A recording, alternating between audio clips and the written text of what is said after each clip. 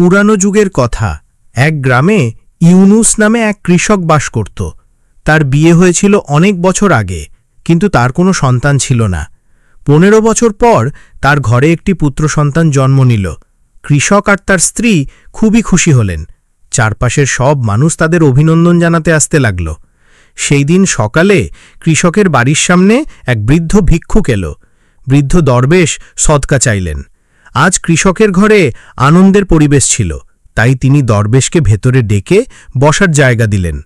দরবেশ বসার পর কৃষক তাকে বললেন, বাবা, আমাদের ঘরে অনেক বছর পর একটি সন্তান জন্মেছে, দয়া করে আপনি এর নাম রাখুন। বৃদ্ধ দরবেশ যখন শিশুটিকে কোলে নিলেন, তখন দেখলেন শিশুর বাহুতে একটি বিশেষ চিহ্ন রয়েছে। তিনি মুচকি হেসে বললেন, বেটা, তোমার এই ছেলে একদিন খলিফা হবে। 16 বছর বয়সে তার বিয়ে হবে এই রিয়াসতের খলিফার স্ত্রীর মেয়ে, অর্থাৎ রাজকন্যার সঙ্গে, আর তারপর সে এই রিয়াসতের খলিফা হবে। দরবেশের এই কথা শুনে ইউনুস খুব খুশি হলেন। গ্রামের লোকেরা যখন জানল যে ইউনুসের ছেলে একদিন খলিফা হবে, তখন সবাই তাকে দেখতে আসতে লাগল। এদিকে একদিন সেই রিয়াসতের খলিফা হরিণ শিকার করতে করতে জঙ্গলের অনেক দূরে চলে গেলেন, কিন্তু হরিণ তার হাতে এলো না। পিছু করতে করতে খলিফার তেষ্টা পেল, কিন্তু আশপাশে কোনো নদী বা পুকুর দেখতে পেলেন না যেখান থেকে তিনি পানি পান করতে পারেন। জঙ্গলে অনেকক্ষণ ধরে ঘুরতে ঘুরতে তিনি সেই গ্রামে পৌঁছে গেলেন যেখানে ইউনুস থাকতেন। সেখানে খলিফার নজর পড়ল এক বৃদ্ধ দরবেশের ওপর। খলিফা তাকে পানি চাইলেন। দরবেশ তাকে অপেক্ষা করতে বললেন এবং তার কুঁড়ে ঘর থেকে পানি নিয়ে এলেন। পানি পান করার পর খলিফা দেখলেন বাইরে অনেক লোক একদিকে জড়ো হয়ে যাচ্ছে। তিনি দরবেশকে জিজ্ঞেস করলেন, এই লোকেরা কোথায় যাচ্ছে? দরবেশ জবাব দিলেন, এরা সবাই ইউনুসের বাড়িতে যাচ্ছে, কারণ সেখানে একটি অত্যন্ত ভাগ্যবান শিশু জন্মেছে, আর এক বৃদ্ধ দরবেশ তার সম্পর্কে ভবিষ্যৎবাণী করেছেন। খলিফা অবাক হয়ে জিজ্ঞেস করলেন, বাবা, কি ভবিষ্যৎবাণী করা হয়েছে যে সবাই ওদিকে যাচ্ছে? দরবেশ বললেন, লোকেরা সেখানে যাচ্ছে কারণ বৃদ্ধ দরবেশ বলেছেন, যখন ইউনুসের ছেলে 16 বছরের হবে তখন তার বিয়ে এই রিয়াসতের খলিফার মেয়ের সঙ্গে হবে, আর সেই ছেলে এই রিয়াসতের পরবর্তী খলিফা হবে। এই কথা শুনে খলিফা খুব রেগে গেলেন। তিনি বললেন, একজন সাধারণ কৃষকের ছেলে আমার মেয়ের সঙ্গে কিভাবে বিয়ে করতে পারে? খলিফা দরবেশকে বললেন, বাবাজি, আমি এই রিয়াসতের খলিফা, আর আপনি কি মনে করেন আমি আমার মেয়ের বিয়ে এক গরিব কৃষকের ছেলের সঙ্গে দেব? বৃদ্ধ দরবেশ শান্তভাবে জবাব দিলেন, বেটা, যা কারোর ভাগ্যে লেখা থাকে তা কেউ মুছে ফেলতে পারে না।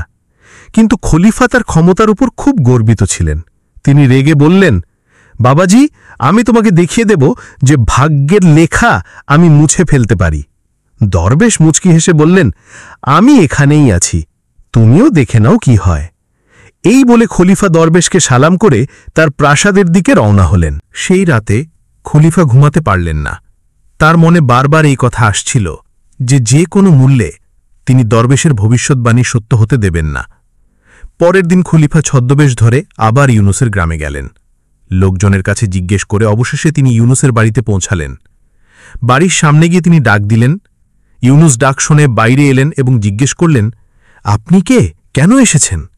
খলিফা, যিনি তখন একজন ব্যবসায়ীর ছদ্মবেশে ছিলেন, বললেন, আমি পাশের শহরের একজন ব্যবসায়ী, আমার কাপড়ের ব্যবসা আছে। আমি শুনেছি তোমার ঘরে একটি ভাগ্যবান শিশু জন্মেছে, যার ভাগ্যে খলিফা হওয়া লেখা আছে। ইউনুস বললেন, আপনি একদম ঠিক শুনেছেন। খলিফা বললেন, যদি তুমি বুড়া না মানো তবে একটা কথা বলি। ইউনুস বললেন, জি বলুন।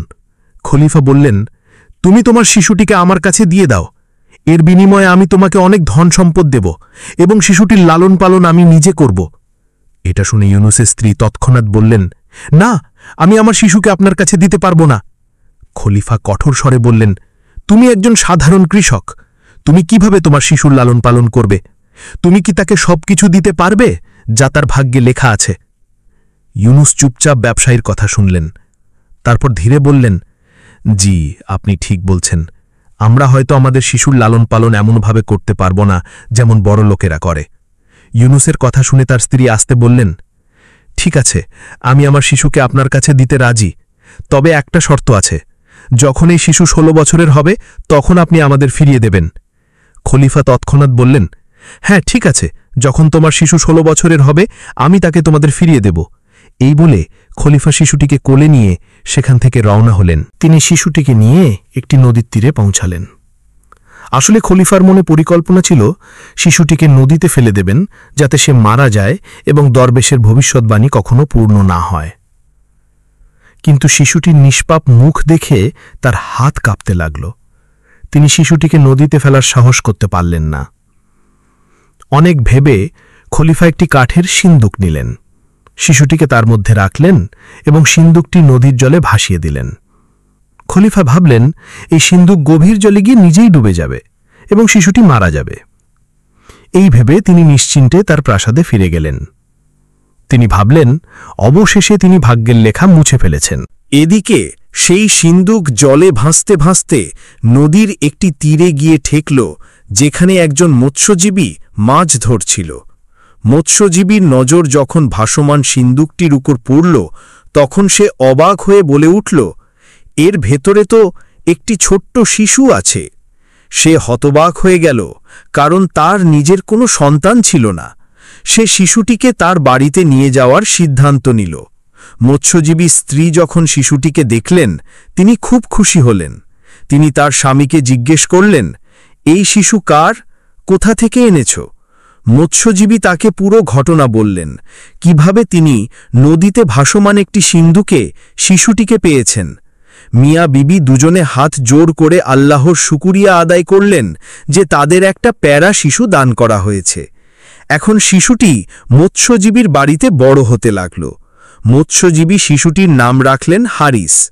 এভাবে সময় কেটে গেল এবং হারিস আস্তে আস্তে বড় হতে লাগল। 16 বছর কেটে গেল।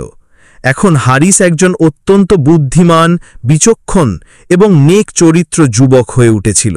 একদিন সে তার উস্তাদের কাছে পড়াশোনা করছিল। উস্তাদ যা কিছু প্রশ্ন করতেন, হারিস তৎক্ষণাৎ তার সঠিক জবাব দিত। এটা দেখে উস্তাদ খুব মুগ্ধ হলেন এবং বললেন, হারিস, তুমি তো অত্যন্ত বুদ্ধিমান এবং জ্ঞানী, তুমি ভবিষ্যতে অনেক বড় মানুষ হবে। উস্তাদ এখনও হারিসের প্রশংসা করছিলেন। এমন সময় সেই খলিফা সেখান দিয়ে যাচ্ছিলেন, যিনি অন্য একটি এলাকায় কোনো জরুরি কাজে যাচ্ছিলেন। খলিফার নজর যখন হারিসের উপর পড়ল, তিনি সেখানে থেমে গেলেন। কিছুক্ষণ তাকে মনোযোগ দিয়ে দেখলেন, তারপর জিজ্ঞেস করলেন, বেটা, তুমি কে, কোথায় থাকো, তোমার বাবার নাম কি? হারিস ভদ্রভাবে জবাব দিল, হুজুর, আমি একজন মৎস্যজীবীর ছেলে। এটা শুনে খলিফা কিছুটা ভাবনায় পড়ে গেলেন, কিন্তু কিছু না বলে এগিয়ে গেলেন। তিনি সোজা মৎস্যজীবীর বাড়িতে গেলেন। সেখানে পৌঁছে বললেন, তোমার ছেলে খুবই বুদ্ধিমান এবং বিচক্ষণ। মৎস্যজীবী বিনয়ের সঙ্গে বললেন, আলম্পনা, আমি তার আসল বাবা নই, আমি শুধু তার লালন পালন করেছি, কিন্তু সে আমার কাছে নিজের ছেলের চেয়েও প্রিয়। এটা শুনে খলিফা অবাক হলেন এবং জিজ্ঞেস করলেন, যদি এই ছেলে তোমার ছেলে না হয় তবে তুমি তাকে কোথা থেকে পেয়েছ? মৎস্যজীবী পুরো ঘটনা বিস্তারিতভাবে বললেন, কিভাবে তিনি নদীর তীরে মাছ ধরছিলেন এবং নদীতে ভাসমান একটি কাঠের সিন্দুকে এই শিশুটিকে পেয়েছিলেন। খলিফা যখন এই গল্প শুনলেন, তার মুখ লাল হয়ে গেল। তিনি পুরোপুরি বুঝে গেলেন যে এই সেই শিশু যাকে তিনি 16 বছর আগে নদীতে ভাসিয়ে দিয়েছিলেন। খলিফা এবং মৎস্যজীবী এই বিষয়ে কথা বলছিলেন। এমন সময় হারিস সেখানে পৌঁছে গেল। খলিফা তাকে দেখে মনে মনে একটি চাল চালার পরিকল্পনা করলেন। তিনি মৎস্যজীবীকে বললেন, আমাকে একটি জরুরি কাজে যেতে হবে। যদি তুমি তোমার ছেলের হাতে আমার একটি চিঠি আমার স্ত্রীর কাছে পৌঁছে দাও, তবে আমি তাকে 100 সোনার আশরাফি দেব। হারিস খুশি মনে জবাব দিল, জি আলম্পনা, কেন নয়, আমি আপনার চিঠি অবশ্যই পৌঁছে দেব। কিন্তু খলিফা সেই চিঠিতে গোপনে একটি গোপন নির্দেশ লিখলেন এবং তার মোহরও লাগিয়ে দিলেন। তারপর চিঠিটি হারিসের হাতে দিয়ে বললেন, বেটা, এই চিঠি নিয়ে আমার স্ত্রীর কাছে পৌঁছে দাও। হারিস চিঠি নিয়ে রওনা হল। সে হাঁটতে হাঁটতে একটি ঘন জঙ্গলে পৌঁছে গেল। জঙ্গল এতটাই ঘন ছিল যে তার মনে হয় সে পথ হারিয়ে ফেলেছে। পথ খুঁজতে খুঁজতে তার রাত হয়ে গেল। রাত কাটানোর জন্য সে কোনো জায়গা খুঁজতে লাগল। হঠাৎ তার নজর একটি কুঁড়ে ঘরের উপর পড়ল। হারিস ভাবল, রাতটা এখানে কাটিয়ে নিই, সকাল হলেই বাকি পথ চলব। সে কুঁড়ে ঘরের ভেতরে প্রবেশ করল। ভেতরে গিয়ে দেখল এক বৃদ্ধা চুলায় খাবার রান্না করছে। সে তার কাছে গিয়ে বলল, আমি একটি কাজে জঙ্গলের দিকে এসেছিলাম, কিন্তু এখন অনেক রাত হয়ে গেছে, জঙ্গলে এখন প্রাণের ঝুঁকি আছে, বৃদ্ধা হারিসের কথা শুনে তার উপর দয়া হলো। তিনি বললেন, বেটা, তোমার কথা ঠিক, কিন্তু আমি তোমাকে একটা কথা বলে দিই, এই কুঁড়ে ঘরটি ডাকাতদের আড্ডা, আর আমি তাদের জন্য এখানে রান্না করি। তারা কাউকে জীবিত ছাড়ে না, বিশেষ করে যদি কারো কাছে কোনো মূল্যবান জিনিস থাকে। হারিস বলল, মা, আমার কাছে তো কিছু বিশেষ নেই, শুধু এই চিঠি আছে যা আমাকে খলিফার স্ত্রীর কাছে পৌঁছে দিতে হবে। এটা শুনে বৃদ্ধা চমকে উঠলেন। তিনি তৎক্ষণাৎ বুঝলেন যে ব্যাপারটা গুরুতর। তিনি হারিসের কাছ থেকে চিঠি নিয়ে বললেন, আমি কি এই চিঠিটা দেখতে পারি? হারিস নরমভাবে বলল, জি মা, কিন্তু চিঠিতে খলিফার মোহর লাগানো, আর এটা শুধু খলিফার স্ত্রীর জন্যে। বৃদ্ধা বললেন, বেটা, তোমার উপর বিপদ ঘনিয়ে আসছে। এমন সময় ডাকাতরাও সেখানে পৌঁছে গেল। তারা ছেলেটিকে দেখল এবং সামনে পড়ে থাকা চিঠিটি পড়তে শুরু করল। চিঠি পড়ার সঙ্গে সঙ্গে তাদের মুখে বিস্ময় ও ক্রোধের ছাপ ফুটে উঠল, কারণ খলিফা সেই চিঠিতে তার স্ত্রীকে নির্দেশ দিয়েছিলেন, যে ছেলের হাতে এই চিঠি তোমার কাছে পৌঁছবে তাকে তৎক্ষণাৎ হত্যা করা হোক। এই সেই ছেলে যার সঙ্গে আমাদের মেয়ের বিয়ে হওয়ার কথা ছিল। আমি ভাগ্য মুছে ফেলেছি, এখন একে মুছে ফেলো। এটা পড়ে ডাকাতরা একে অপরের দিকে তাকালো। তাদের মধ্যে একজন রেগে বলল, এই খলিফা তো বড় জালিম, শুধু এই কারণে এক নিষ্পাপ ও নেকদিল ছেলেকে মারতে চায় যে সে ভাগ্যের দ্বারা খলিফা হবে। দ্বিতীয় ডাকাত বলল, আমরা চোর হতে পারি, কিন্তু খুনি নই, আমরা কোনো নির্দোষের রক্তপাত করব না। তৃতীয় ডাকাত বলল, এই ছেলে সত্যি ভাগ্যবান, আমরা কেন তার সাহায্য করব না? সব ডাকাত একমত হল যে তারা হারিসের কিছু করবে না, বরং তার প্রাণ বাঁচাবে। বৃদ্ধাও তাদের কাছে অনুরোধ করলেন যেন ছেলেটির সাহায্য করা হয়। তিনি বললেন, যদি তোমরা সত্যি মনে খারাপ না হও তবে আমার একটা কথা শুনো। এই ছেলে নিষ্পাপ, নেকদিল এবং নির্দোষ, তাকে হত্যা করা পাপ। আমরা তার প্রাণ বাঁচাই এবং এই জালিম খলিফার পরিকল্পনা ব্যর্থ করি। এক ডাকাত বলল, মা, আপনি একদম ঠিক বলছেন, আমরা চোর, কিন্তু কোনো নির্দোষের রক্ত আমাদের হাতে থাকবে না। দ্বিতীয় ডাকাত বলল, আসুন আমরা এই গোপন চিঠিটি বদলে ফেলি এবং এর জায়গায় একটি নতুন চিঠি লিখি। বৃদ্ধা বললেন, হ্যাঁ, এমন একটি চিঠি লেখো যাতে লেখা থাকে যে এই ছেলের সঙ্গে তৎক্ষণাৎ খলিফার মেয়ের বিয়ে দেওয়া হোক। এটাই প্রকৃতির ন্যায় বিচার। ডাকাতরা তৎক্ষণাৎ একটি নতুন চিঠি লিখল যাতে লেখা হল, এই সেই ছেলে যার জন্য আল্লাহ আমাদের মেয়েকে ভাগ্যে লিখেছেন। এই চিঠি পাওয়ার সঙ্গে সঙ্গে বিয়ের প্রস্তুতি করা হোক। চিঠিতে আগের চিঠির মতোই খলিফার মোহর লাগানো হল যাতে কারো সন্দেহ না হয়, কারণ চিঠিতে খলিফার মোহর ছিল এবং লেখার ধরনও একই ছিল। তাই খলিফার স্ত্রী বেশি ভাবলেন না। তিনি ভাবলেন, যদি আমার স্বামী নিজে এই সিদ্ধান্ত নিয়ে থাকেন তবে নিশ্চয়ই কোনো কারণ আছে।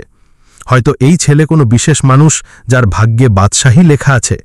কিছুক্ষণ পর তিনি নির্দেশ দিলেন যে তৎক্ষণাৎ বিয়ের প্রস্তুতি করা হোক। প্রাসাদের খাদেমরা দৌড়ে গেল। রাজকন্যাকে বিয়ের জন্য প্রস্তুত করা হলো। আর হারিস, যে ছিল সরল মোনা ও নেক চরিত্র যুবক, সে জানত না চিঠিতে কি লেখা আছে। সে শুধু ভদ্রভাবে প্রাসাদের নির্দেশ মেনে চলল। কিছুক্ষণের মধ্যে শাহী দরবারে সাদাসিধে কিন্তু শান শওকতের সঙ্গে বিয়ের আনুষ্ঠানিকতা সম্পন্ন হল। হারিস এবং রাজকন্যার বিয়ে হয়ে গেল। কিছুদিন পর যখন খলিফা প্রাসাদে ফিরলেন, তিনি দেখলেন তার মেয়ে প্রাসাদে নেই। তিনি কিছুটা উদ্বিগ্ন হলেন এবং তৎক্ষণাৎ সেই চিঠি আনতে বললেন। চিঠি খুলে পড়ার পর তার চোখ বিস্ময়ে ঠিকরে গেল। চিঠিতে লেখা ছিল, এই ছেলে অত্যন্ত বুদ্ধিমান, নেক চরিত্র এবং সম্মানিত। তাকে তৎক্ষণাৎ রাজকন্যার সঙ্গে বিয়ে দিয়ে আমাদের খানদানের অংশ করা হোক। আমি ফিরে আসার আগে এই বিয়ে সম্পন্ন দেখতে চাই। এটা পড়ে খলিফার মুখের রং উড়ে গেল। তিনি রাগ, বিস্ময় এবং ভয়ের মিশ্র আবেগে ডুবে গেলেন। তিনি তৎক্ষণাৎ সৈন্যদের নির্দেশ দিলেন, যাও এবং হারিসকে গ্রেপ্তার করে এখানে নিয়ে এসো। সৈন্যরা তৎক্ষণাৎ গিয়ে হারিসকে ধরে আনল। খলিফা রেগে হারিসকে বললেন, তুমি ধোঁকা গিয়ে আমার মেয়ের সঙ্গে বিয়ে করেছ, কিন্তু আমি তোমাকে কখনো আমার জামাই হিসেবে মেনে নেব না। হারিস ভদ্রভাবে বলল, খলিফা, আমি আপনার সঙ্গে কোনো ধোঁকা করিনি। খলিফা তার কথা কেটে বললেন, তুমি আমাকে বোকা বানাতে চাও, কিন্তু মনে রাখো, আমি এই বিয়ে কখনো মেনে নেব না। এদিকে খলিফা হারিসকে জড়িয়ে ধরলেন, তার কাছে ক্ষমা চাইলেন এবং তাকে রাজ্যের সমস্ত ক্ষমতা দিয়ে দিলেন। তাই প্রিয় বন্ধুরা, এই গল্প থেকে আমরা এই শিক্ষা পাই যে ভাগ্যে যা লেখা থাকে তা ঘটে যায়। কোনো বাদশা, কোনো শক্তি, কোনো ষড়যন্ত্র তা বদলাতে পারে না। আর যে আল্লাহর উপর ভরসা রাখে, সাফল্য শেষ পর্যন্ত তার পায়ে এসে ধরা দেয়। তখনই একজন সৈন্য দৌড়ে এসে বলল, হুজুর, বাইরে একজন বৃদ্ধ দরবেশ এসেছেন, তিনি এখনই আপনার সঙ্গে দেখা করতে চান। খলিফা তৎক্ষণাৎ নির্দেশ দিলেন, তাকে ভেতরে ডাকো। দরবেশ ভেতরে এলে খলিফা সম্মানের সঙ্গে দাঁড়ালেন, তাকে সালাম করলেন এবং তার আগমনের কারণ জিজ্ঞেস করলেন।